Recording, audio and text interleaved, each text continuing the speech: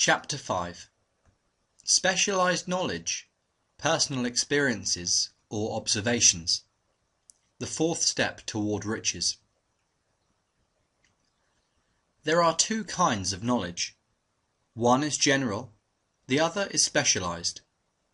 General knowledge, no matter how great in quantity or variety it may be, is of but little use in the accumulation of money. The faculties of the great universities possess, in the aggregate, practically every form of general knowledge known to civilization. Most of the professors have but little or no money. They specialize on teaching knowledge, but they do not specialize on the organization or the use of knowledge. Knowledge will not attract money unless it is organized and intelligently directed through practical plans of action to the definite end of accumulation of money. Lack of understanding of this fact has been the source of confusion to millions of people who falsely believe that knowledge is power. It is nothing of the sort. Knowledge is only potential power.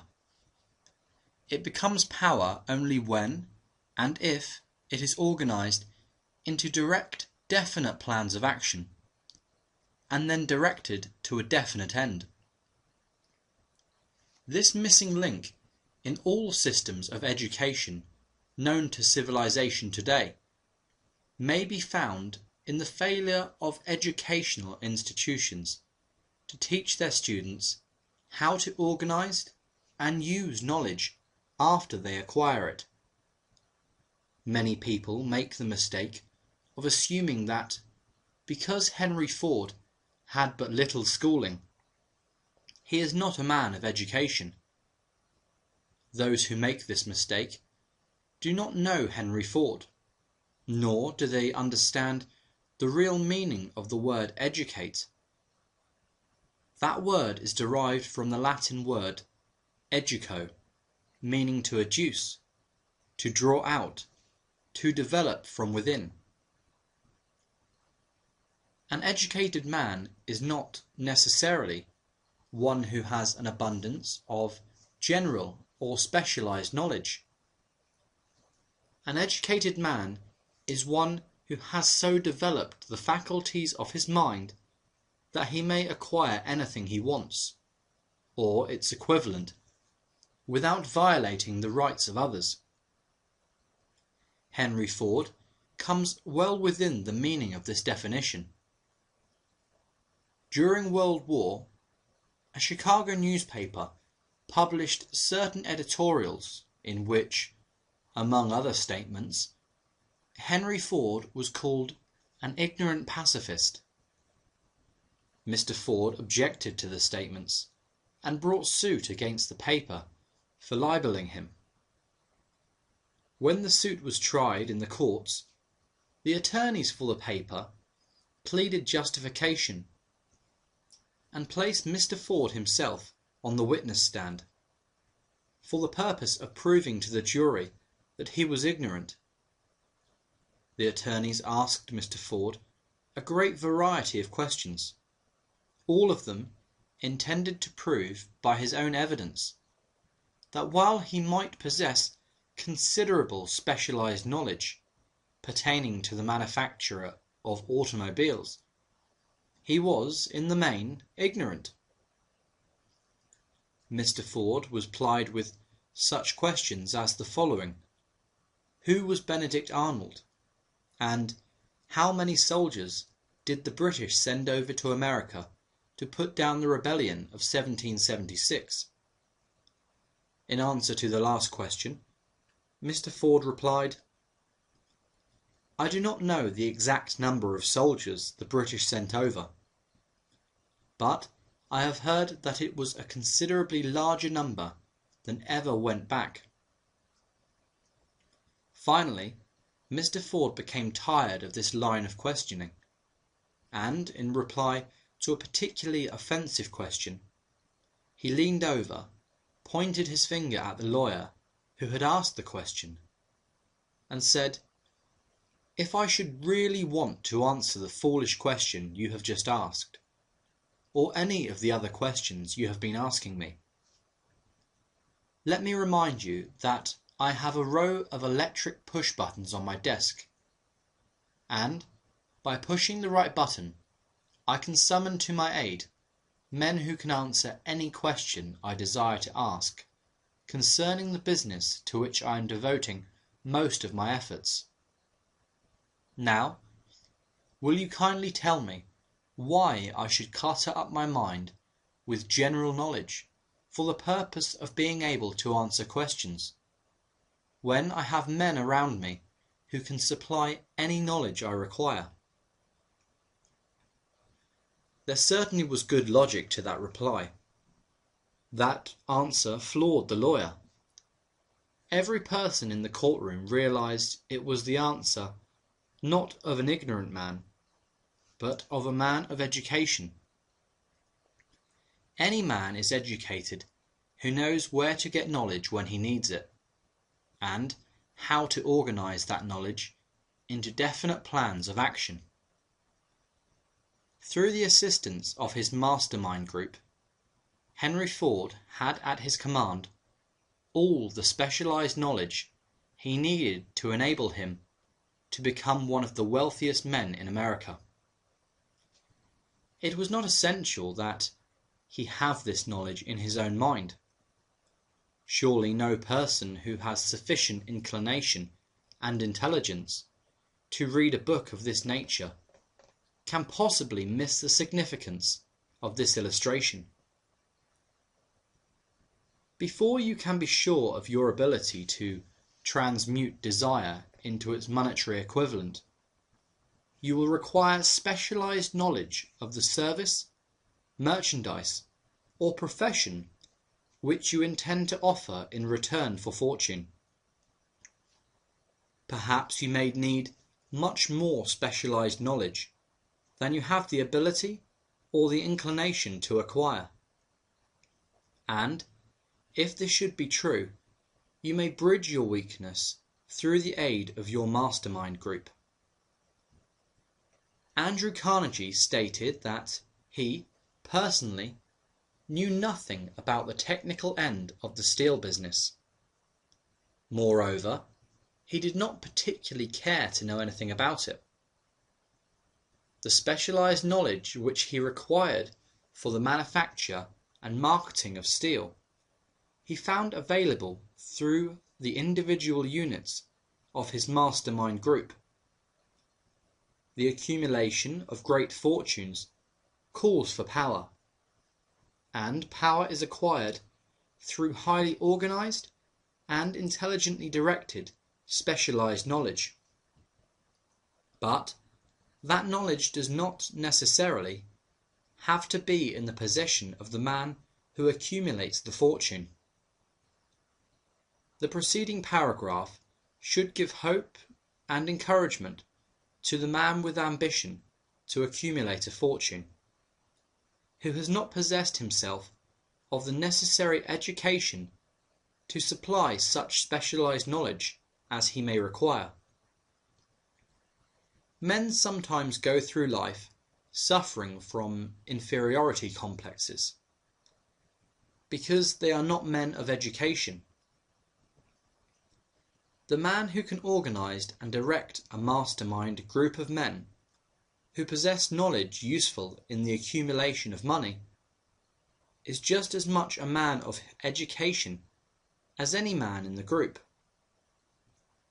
Remember this if you suffer from a feeling of inferiority because your schooling has been limited. Thomas A. Edison had only 3 months of schooling in his entire life. He did not lack education, neither did he die poor. Henry Ford had less than a 6th grade schooling, but he has managed to do pretty well by himself financially. Specialized knowledge is among the most plentiful and the cheapest forms of service which may be had. If you doubt this, consult the payroll of any university. It pays to know how to purchase knowledge. First of all, decide the sort of specialized knowledge you require, and the purpose for which it is needed. To a large extent, your major purpose in life, the goal toward which you are working, will help determine what knowledge you need. With this question settled, your next move requires that you have accurate information concerning dependable sources of knowledge. The more important of these are A. One's own experience and education. B. Experience and education available through cooperation of others, mastermind alliance. C. Colleges and universities. D. Public libraries, through books and periodicals in which may be found all the knowledge organised by civilization. E. Special training courses, through night schools and home study schools in particular. As knowledge is acquired, it must be organised and put into use for a definite purpose, through practical plans. Knowledge has no value except that which can be gained from its application towards some worthy end. This is one reason why college degrees are not valued more highly. They represent nothing but miscellaneous knowledge. If you contemplate taking additional schooling, first determine the purpose for which you want the knowledge you are seeking. Then, learn where this particular sort of knowledge can be obtained from reliable sources.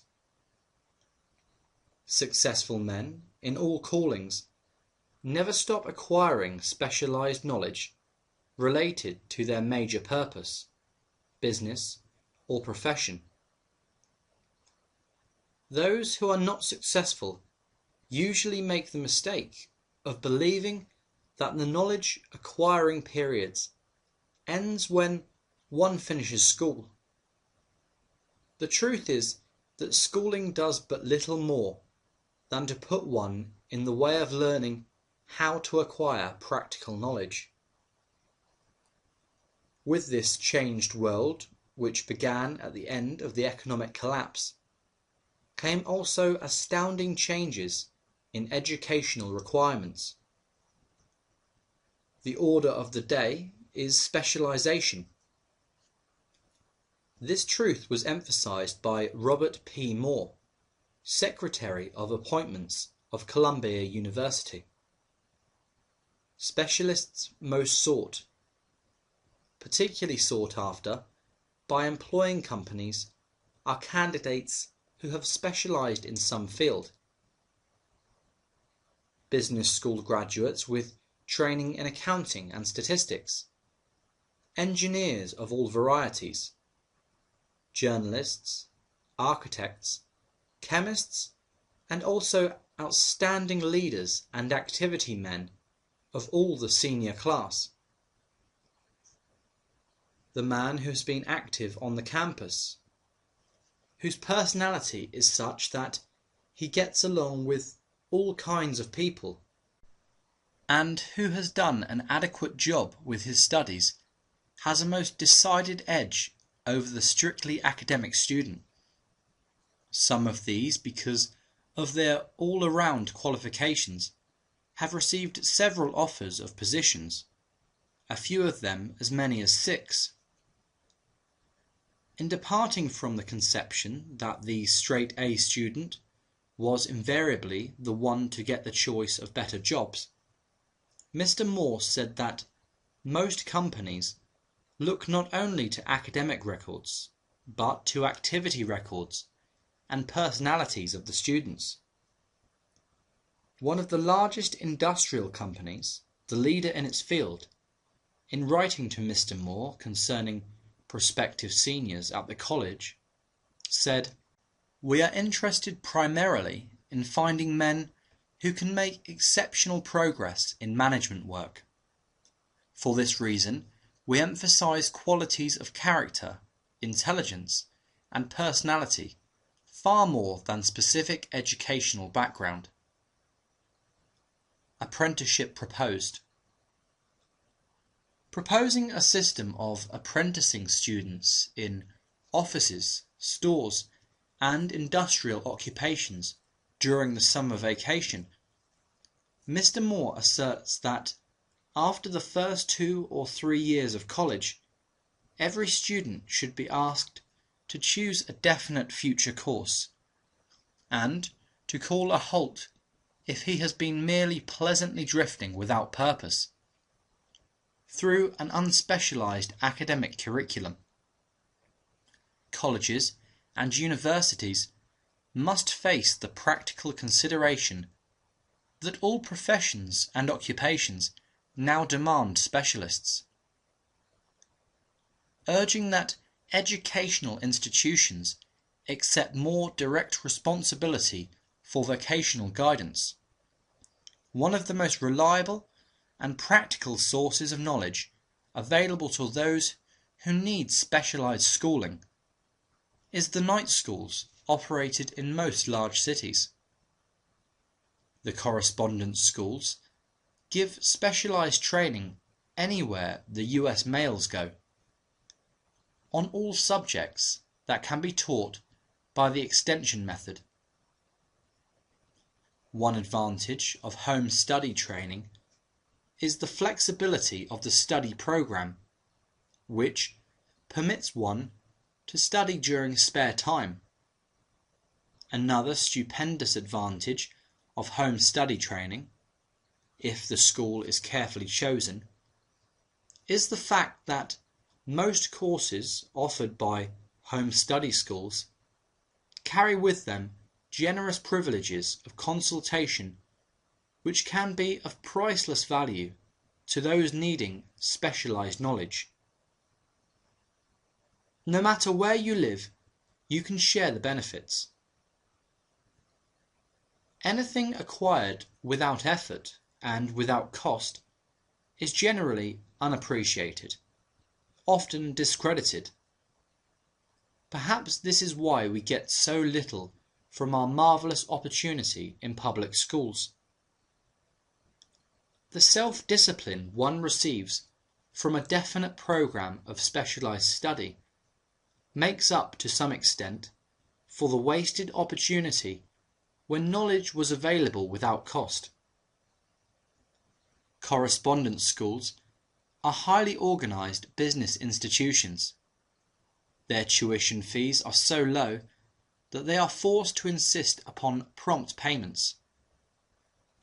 Being asked to pay whether the student makes good grades or poor has the effect of causing one to follow through with the course when he would otherwise drop it.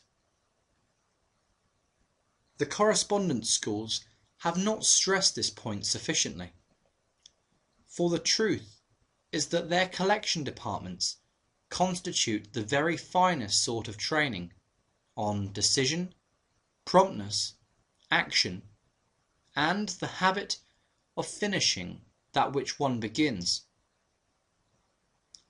I learned this from experience more than 25 years ago.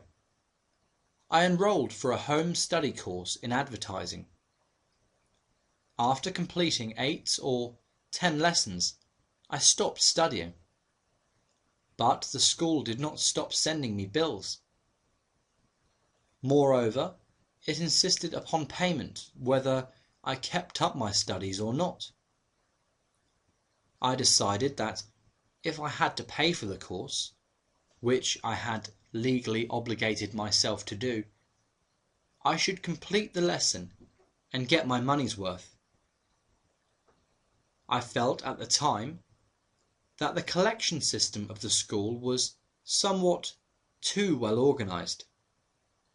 But I learned later in life that it was a valuable part of my training for which no charge had been made. Being forced to pay, I went ahead and completed the course.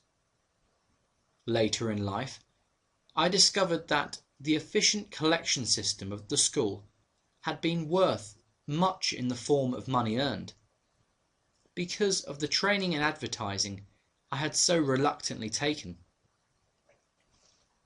We have in this country what is said to be the greatest public school system in the world. We have invested fabulous sums for fine buildings. We have provided convenient transport for children living in the rural districts, so they may attend the best schools. But there is one astounding weakness to this marvellous system. It is free. One of the strange things about human beings is that they value only that which has a price. The free schools of America and the free public libraries do not impress people because they are free.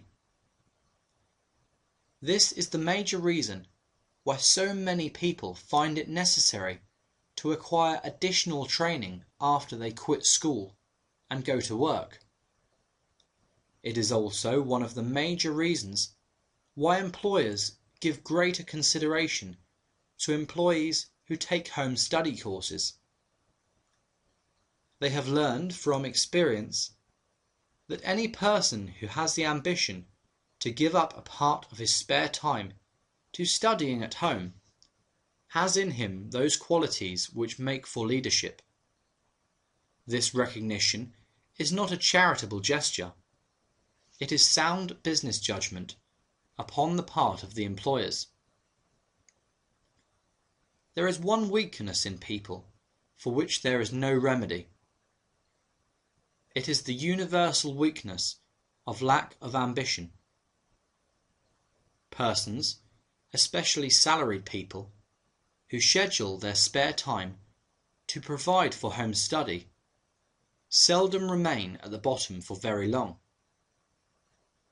Their action opens the way for the upward climb, removes many obstacles from their path, and gains the friendly interest of those who have the power to put them in the way of opportunity. The home study method of training is especially suited to the needs of employed people who find that after leaving school that they must acquire additional specialized knowledge, but cannot spare the time to go back to school. The changed economic conditions prevailing since the Depression have made it necessary for thousands of people to find additional or new sources of income. For the majority of these, the solution to their problem may be found only by acquiring specialized knowledge. Many will be forced to change their occupations entirely. When a merchant finds that a certain line of merchandise is not selling, he usually supplants it with another that is in demand. The person whose business is that of marketing personal services must also be an efficient merchant. If his services do not bring adequate returns in one occupation, he must change to another, where broader opportunities are available. Stuart Austin Weir prepared himself as a construction engineer and followed this line of work until the Depression limited his market to where it did not give him the income he required. He took inventory of himself, decided to change his profession to law, went back to school, and took special courses by which he prepared himself as a corporation lawyer, despite the fact the Depression had not ended. He completed his training, passed the bar examination, and quickly built a lucrative law practice in Dallas, Texas. In fact, he is turning away clients. Just to keep the record straight, and to anticipate the alibis of those who will say, "I couldn't go to school because I have a family to support," or "I'm too old." I will add the information that Mr. Weir was past 40 and married when he went back to school. Moreover, by carefully selecting highly specialized courses in colleges best prepared to teach subjects chosen, Mr. Weir completed in 2 years the work for which the majority of law students require 4 years. It pays to know how to purchase knowledge. The person who stops studying merely because he has finished school is forever hopelessly doomed to mediocrity, no matter what may be his calling. The way of success is the way of continuous pursuit of knowledge. Let us consider a specific instance. During the Depression, a salesman in a grocery store found himself without a position. Having had some bookkeeping experience, he took a special course in accounting, familiarized himself with all the latest bookkeeping and office equipment, and went into business for himself. Starting with the grocer for whom he had formerly worked, he made contracts with more than 100 small merchants to keep their books at a very nominal monthly fee. His idea was so practical that he soon found it necessary to set up a portable office in a light delivery truck, which he equipped with modern bookkeeping machinery. He now has a fleet of these bookkeeping offices on wheels, and employs a large staff of assistants, thus providing small merchants with accounting service equal to the best that money can buy, at a very nominal cost. Specialized knowledge plus imagination were the ingredients that went into this unique and successful business. Last year, the owner of that business paid an income tax of almost 10 times as much as was paid by the merchant for whom he had worked when the Depression forced upon him a temporary adversity which proved to be a blessing in disguise. The beginning of this successful business was an idea. Inasmuch as I had the privilege of supplying the unemployed salesman with that idea, I now assumed the further privilege of suggesting another idea, which has within it the possibility of even greater income. Also, the possibility of rendering useful service to thousands of people who badly need that service. The idea was suggested by the salesman who gave up selling and went into the business of keeping books on a wholesale basis. When the plan was suggested as a solution of his unemployment problem, he quickly exclaimed, "I like the idea, but I would not know how to turn it into cash." In other words, he complained he would not know how to market his bookkeeping knowledge after he acquired it. So, that brought up another problem which had to be solved.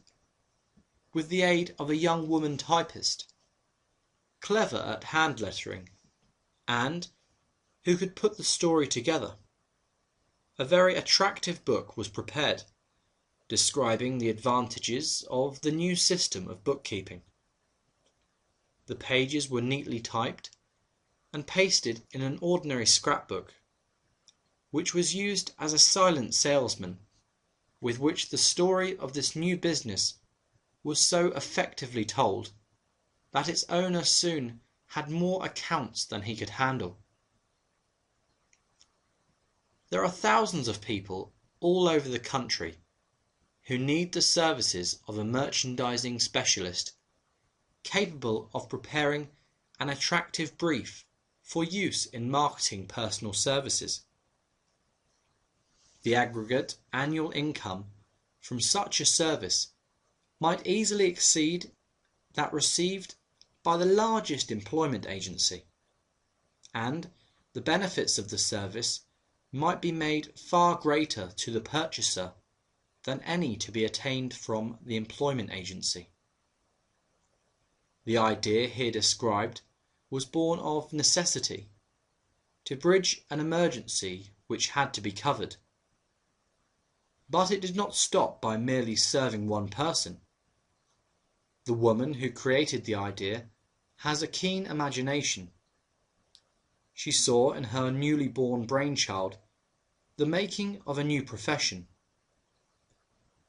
one that is destined to render valuable service to thousands of people who need practical guidance in marketing personal services. Spurred to action by the instantaneous success of her first prepared plan to market personal services, this energetic woman turned to the solution of a similar problem for her son, who had just finished college, but had been totally unable to find a market for his services. The plan she originated for his use was the finest specimen of merchandising of personal services I have ever seen. When the plan book had been completed, it contained nearly 50 pages of beautifully typed, properly organised information, telling the story of her son's native ability, schooling, personal experiences, and a great variety of other information, too extensive for description. The plan book also contained a complete description of the position her son desired, together with a marvellous word picture of the exact plan he would use in filling the position. The preparation of the plan book required several weeks' labour, during which time its creator sent her son to the public library almost daily to procure data needed in selling his services to best advantage. She sent him also to all the competitors of his prospective employer, and gathered from them vital information concerning their business methods, which was of great value in the formation of the plan he intended to use in filling the position he sought. When the plan had been finished, it contained more than half a dozen very fine suggestions for the use and benefit of the prospective employer. The suggestions were put into use by the company. One may be inclined to ask, why go to all this trouble to secure a job? The answer is straight to the point.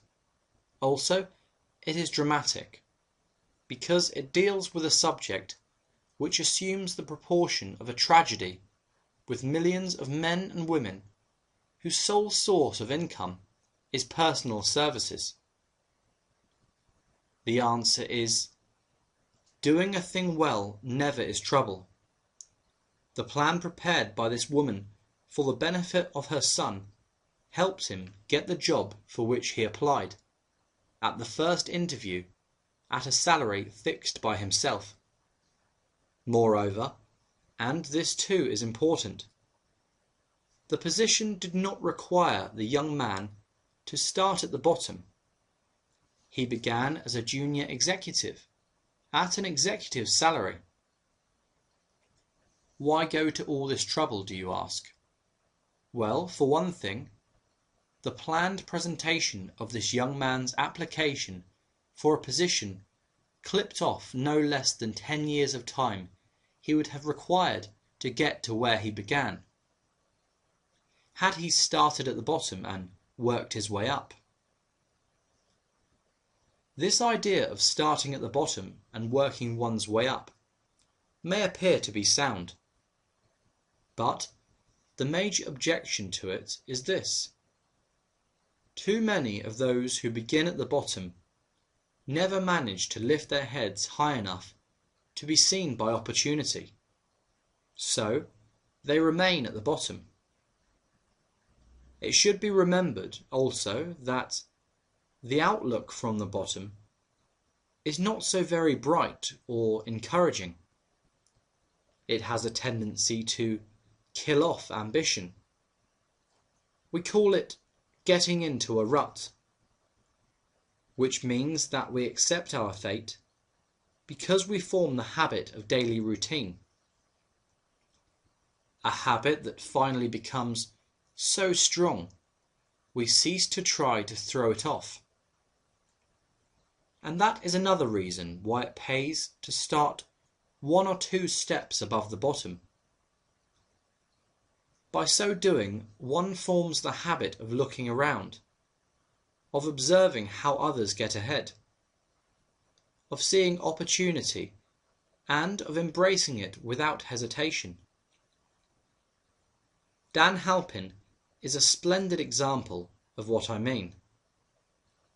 During his college days, he was manager of the famous 1930 National Championship Notre Dame football team, when it was under the direction of the late Knute Rock. Perhaps he was inspired by the great football coach to aim high, and not mistake temporary defeat for failure. Just as Andrew Carnegie, the great industrial leader, inspired his young business lieutenants to set high goals for themselves. At any rate, young Halpin finished college at a mighty unfavourable time, when the Depression had made jobs scarce. So, after a fling at investment banking and motion pictures, he took the first opening with a potential future he could find. Selling electrical hearing aids on a commission basis. Anyone could start in that sort of job, and Halpin knew it. But it was enough to open the door of opportunity to him. For almost 2 years, he continued in a job not to his liking, and he would never have risen above that job if he had not done something about his dissatisfaction. He aimed first at the job of assistant sales manager of his company, and got the job. That one step upward placed him high enough above the crowd to enable him to see still greater opportunity. Also, it placed him where opportunity could see him. He made such a fine record selling hearing aids that A. M. Andrews, chairman of the board of the Dictograph Products Company, a business competitor of the company for which Halpin worked, wanted to know something about that man, Dan Halpin, who was taking big sales away from the long-established Dictograph Company. He sent for Halpin. When the interview was over, Halpin was the new sales manager, in charge of the Acousticon division. Then, to test young Halpin's mettle, Mr. Andrews went away to Florida for 3 months, leaving him to sink or swim in his new job. He did not sink. Knute Rock's spirit of "all the world loves a winner and has no time for a loser" inspired him to put so much into his job that he was recently elected vice president of the company and general manager of the Acousticon and silent radio division, a job which most men would be proud to earn through 10 years of loyal effort. Halpin turned the trick in little more than 6 months. It is difficult to say whether Mr. Andrews or Mr. Halpin is more deserving of eulogy, for the reason that both showed evidence of having an abundance of that very rare quality known as imagination. Mr. Andrews deserves credit for seeing in young Halpin a go-getter of the highest order. Halpin deserves credit for refusing to compromise with life by accepting and keeping a job he did not want. And that is one of the major points I am trying to emphasize through this entire philosophy. That we rise to high positions or remain at the bottom because of conditions we can control if we desire to control them. I am also trying to emphasize another point, namely, that both success and failure are largely the result of habit.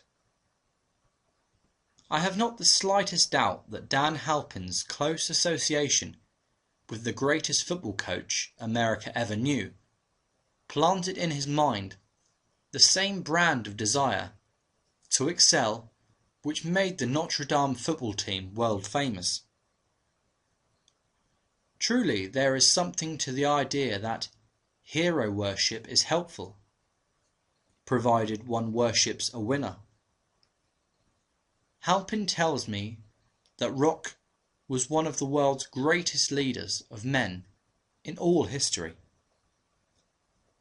My belief in the theory that business associations are vital factors both in failure and in success was recently demonstrated when my son Blair was negotiating with Dan Halpin for a position. Mr. Halpin offered him a beginning salary of about 1/2 what he could have gotten from a rival company. I brought parental pressure to bear and induced him to accept the place with Mr. Halpin, because I believe that close association with one who refuses to compromise with circumstances he does not like is an asset that can never be measured in terms of money. The bottom is a monotonous, dreary, unprofitable place for any person. That is why I have taken the time to describe how lowly beginnings may be circumvented by proper planning. Also, that is why so much space has been devoted to a description of this new profession, created by a woman who was inspired to do a fine job of planning, because she wanted her son to have a favourable break. With the changed conditions ushered in by the world economic collapse, came also the need for newer and better ways of marketing personal services. It is hard to determine why someone had not previously discovered this stupendous need, in view of the fact that more money changes hands in return for the personal services than for any other purpose. The sum paid out monthly to people who work for wages and salaries is so huge that it runs into hundreds of millions, and the annual distribution amounts to billions. Perhaps some will find, in the idea here briefly described, the nucleus of the riches they desire. Ideas with much less merit have been the seedlings from which great fortunes have grown. Woolworth's 5 and 10 cent store idea, for example, had far less merit, but it piled up a fortune for its creator. Those seeing opportunity lurking in this suggestion will find valuable aid in the chapter on organised planning. Incidentally, an efficient merchandiser of personal services would find a growing demand for his services wherever there are men and women who seek better markets for their services. By applying the mastermind principle, a few people with suitable talent could form an alliance and have a paying business very quickly.